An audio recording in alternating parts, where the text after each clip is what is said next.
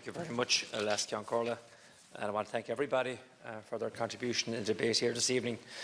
Some contributions were very interesting and very helpful, and I think Minister Doherty eloquently set out the facts about the provision of the JobPath service, its performance, the high customer satisfaction and low complaints. The Controller and Auditor General devoted a chapter to it last year and did not identify a requirement to make any recommendations in regard to how the service, the contracts and the payments are operated by Minister Doherty's department. Many observers would view this as a clean bill of health being delivered by the State Solicitor. Despite the facts, which again are performance above expectations, 46,000 people gaining jobs, an innovative payments by results system where the contractors carrying all the upfront costs, high satisfaction and low complaints. Still, Leas-Ceann Comhairle, we heard anecdote and allegation coming without substance being presented as fact by some members. Their arguments are in fact simply that they don't like JobPath.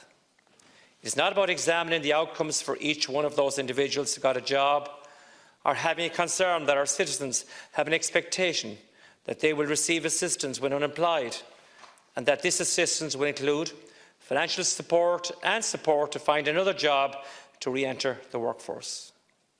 Or that the introduction of the JobPath service brought with it increased capacity and activation services across the board, which allowed a significance in the reduction of ratios of almost 2,000 job seekers to every one case officer to a ratio closer to the international best practice of 120 to 1.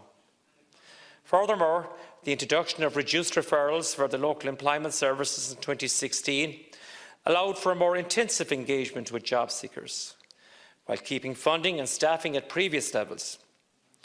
This was a plus for both staff and job seekers, yet is presented as a diminution of service. Matters raised have included the nature of the payments by results system and the overall costs of the JobPath service. It is important to reiterate that it costs to the date of €160 million for 206,000 participants. This is less than the €790 per individual for at least a 52-week service. This compares favourably with the other activation services where the cost is closer to €1,000, and uniquely, the JobPath contractors have to bear all the upfront costs, thereby reducing the risk to the state and ensuring that they must deliver results to recoup their costs. Turn to employment support schemes such as the Community Employment and TOOS as a public employment service. The Department's main focus has to be to remain on activation and to progress as many participants as possible from these schemes into full-time sustainable employment. Participation in CE and TOOS is for a fixed-term period, and these placements cannot be considered as full-time sustainable jobs. There are participation limits in place to ensure that as many unemployed people as possible are able to benefit from the schemes.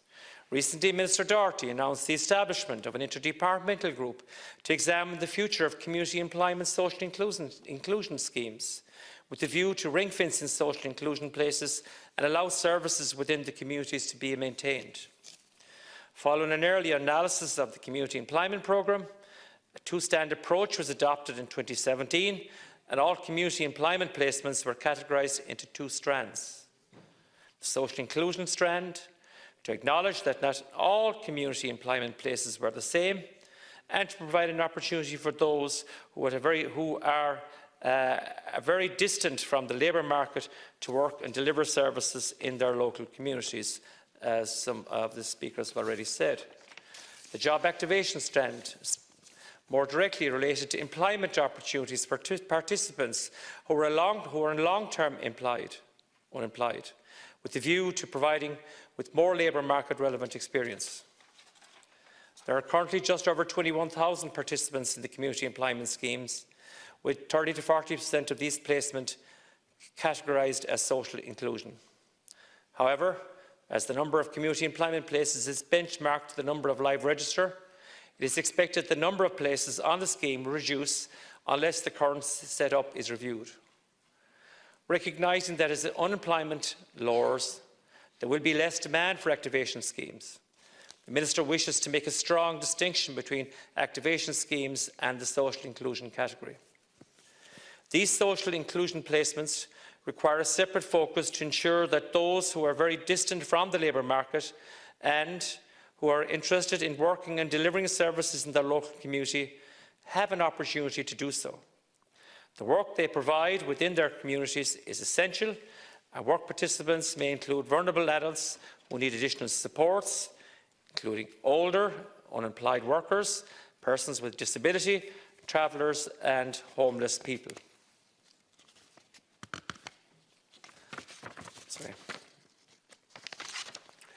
Mr Doherty wishes to ensure that we maintain and support this valuable service. Therefore, this group will explore how we can deliver and maintain these social inclusion services, as well as identifying the correct organisational and governance arrangements for the future. The interdepartmental group will explore the most appropriate organisation arrangements, including which departments should host the community employment social inclusion schemes, including drug rehab and childcare schemes. The Minister expects the work of the group to be completed quickly and intends for a report with recommendation to be presented to Cabinet within the next 3 months.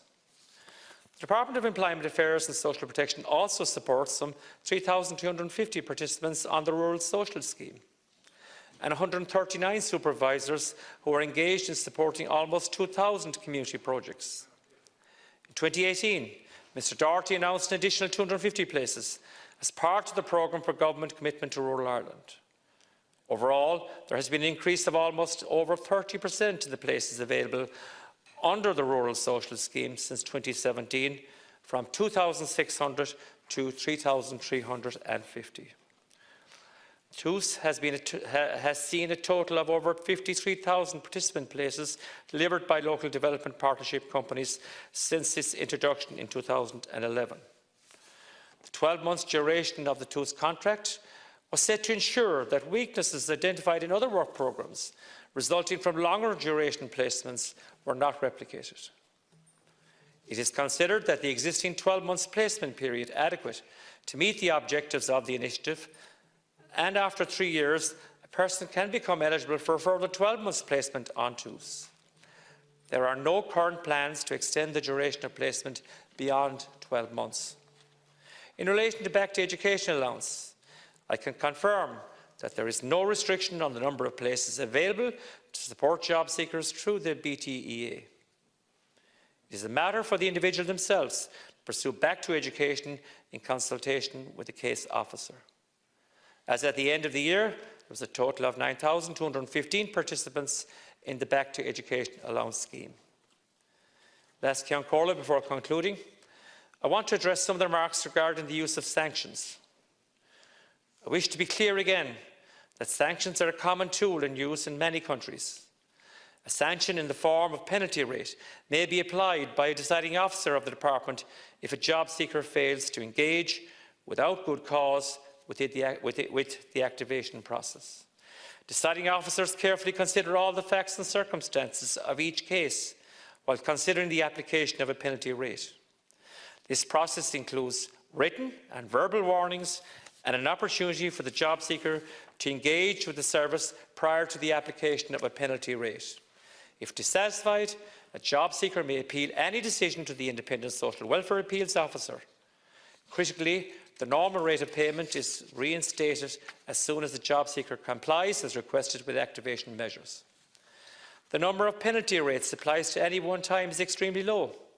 Only 1% of those refer to activation services. The rules regarding sanctions applying to each claim in the same form and manner. The activation service, be it JobPath, Intro, the local employment service, has no bearing on the rules that are applied. And the contracted provider has no role in the application of sanctions. This is solely a matter for the officials in my department. In relation to any specific matters raised this evening which require further examination and investigation, I am sure there will be a follow-up, either by the officials directly or by officials being in touch with the deputies for further information so that matters can be investigated. To this end, I would encourage deputies, where they have an individual circumstances which warrants examination, to supply the necessary detail to the Department. Finally, I want to thank again all those who contributed to this, to say that the salient points raised will assist the Minister and her officials in the current scoping exercise for activation services in 2020. Thank you.